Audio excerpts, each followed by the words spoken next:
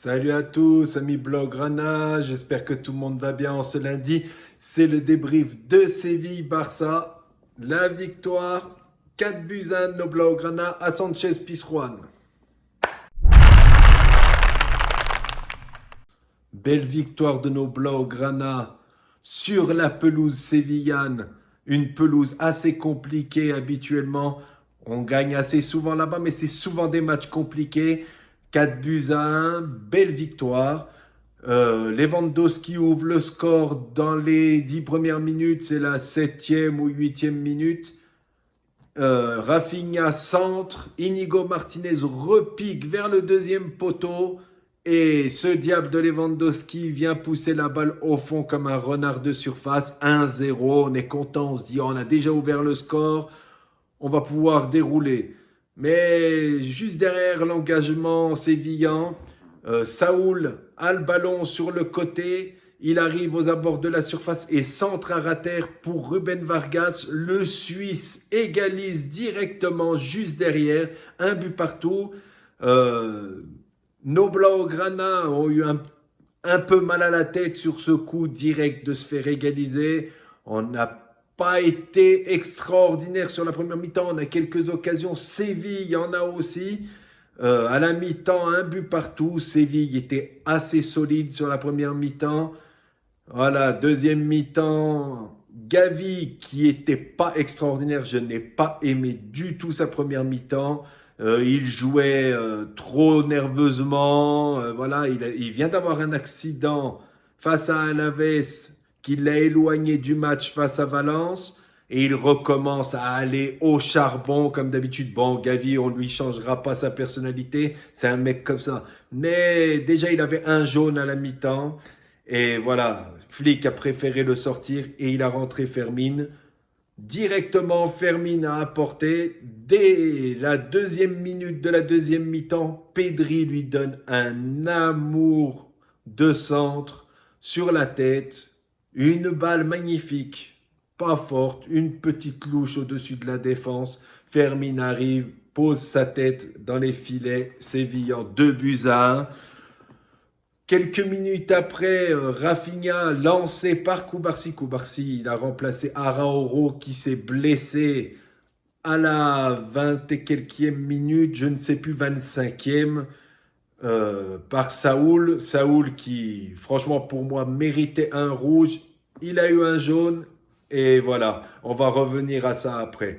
Rafinha est lancé par Koubarsi. Koubarsi qui a fait une très très bonne entrée défensivement comme offensivement. Magnifique comme d'habitude. C'est vraiment un taulier ce gamin. Il lance Rafinha, je le disais. Rafinha dribble un joueur, deux joueurs en fait. Il fait une feinte, il emporte deux joueurs sur le côté. Tac, il met une frappe du droit dans le petit filet. Magnifique, 3 buts à 1 pour le Barça. Ensuite, Fermin tacle le ballon. Mais comme disait Flick, la pelouse était mouillée.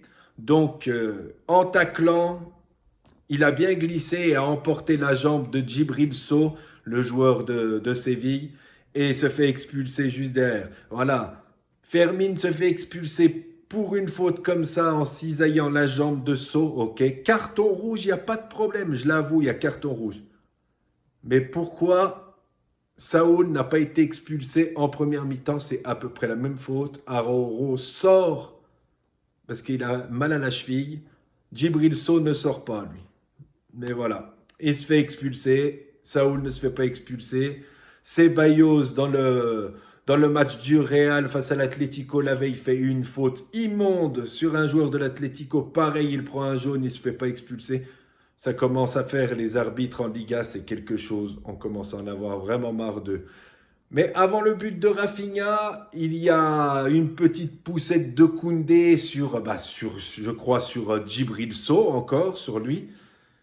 Et c'est dans la surface. Certains disent qu'il y a penalty, d'autres disent qu'il n'y a pas penalty. Il fait une petite poussette, Koundé, ça peut siffler. Mais voilà, on retient toutes les injustices qu'il n'y a pas eu pour le Barça. Par exemple, le penalty face à Retafe. où Koundé se fait prendre comme un rugbyman par derrière par un joueur de Retafe. Il y en a tellement, je ne vais pas toutes les citer. Mais pour une fois que la justice est du côté du Barça, on va pas s'en plaindre. Pedrosa, le joueur de Séville, il a fait au moins 4-5 fautes dans le match. Il a pris 0 jaune. Voilà. No comment. Szczęsny nous a bien sauvé 2 ou 3 occasions dans le match où il a été déterminant. Il est en train de monter en puissance pourvu que ça dure. Super Szczęsny. Baldé, encore un très très bon match. Koundé, bon match, mais je trouve qu'il fait un peu des fautes bêtes, comme dans la surface par exemple. Voilà, Inigo Martinez devant, derrière, monstrueux. Devant, il a donné la passe décisive à Lewandowski.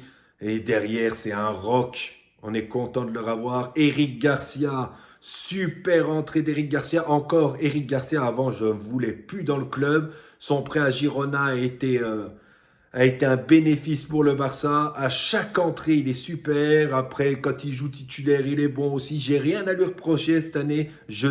J'aimais pas du tout ce joueur et franchement, il me fait mentir maintenant. Pourvu que ça dure. Et puis, s'il continue comme ça, à le garder dans l'effectif parce que il fait des bons matchs et en joker, c'est très bon. Flick arrive à transformer quelques joueurs comme Garcia, comme Ferran. Il a transformé Rafinha. Il y a beaucoup de joueurs qui deviennent très très bons avec Flick, pourvu que ça dure, pourvu que ça continue. Rafinha, pour en revenir à lui, 24 buts, 15 passes décisives cette saison, toutes compétitions confondues. Magnifique, très belle stat. Lewandowski, 31 buts en 2024-2025, toutes compétitions confondues. Même s'il n'est pas toujours au top, il y a des fois, il fait des matchs moins bons. Ses stats sont extraordinaires à 36 ans. De Barça, cette saison, pour le moment, c'est 113 buts en 36 matchs. Extraordinaire.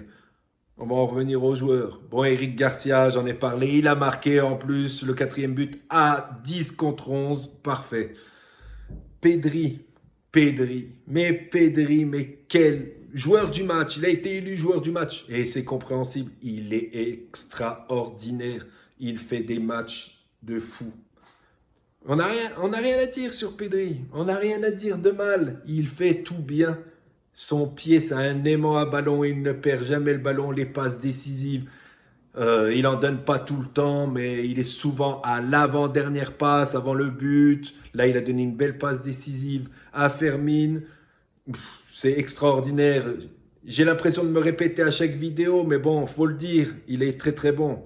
Yamal a été bon. Voilà, il marque pas, mais dès le début, il peut ouvrir le score. Il fait tout bien. Il a tout le temps 2-3 joueurs sur lui aussi. C'est difficile, hein, mais il inquiète quand même les équipes et ça, c'est très bien. Et de toute façon, il a que 17 ans. Avec le temps, il va devenir encore meilleur. J'espère, comme je le dis souvent, que les blessures vont l'épargner. Le Barça revient donc à 2 points du Real Madrid et à 1 point de l'Atlético Madrid. Ils ont fait match nul ce week-end. 1 but partout à Bernabéu. Très bon résultat pour nous. Notre prochain match sera lundi prochain, le 17 février à 21h face au Rayo Vallecano. Une équipe qui tourne très très bien en ce moment. Ils sont 6e, il va falloir être vigilant. Je vous ferai une petite vidéo de la semaine. Voilà, on parlera un peu de l'actualité du Barça parce qu'il y a une semaine entre les deux vidéos là et voilà, je vous montrerai que je suis en vie dans la semaine. Voilà, je vous souhaite une très bonne fin de journée à tous. Ceux qui ne sont pas abonnés à la chaîne, vous savez ce qu'il y a à faire. Venez appuyer sur le petit bouton abonner sur YouTube, ça me ferait plaisir. Ciao à tous et Visca Barça la famille.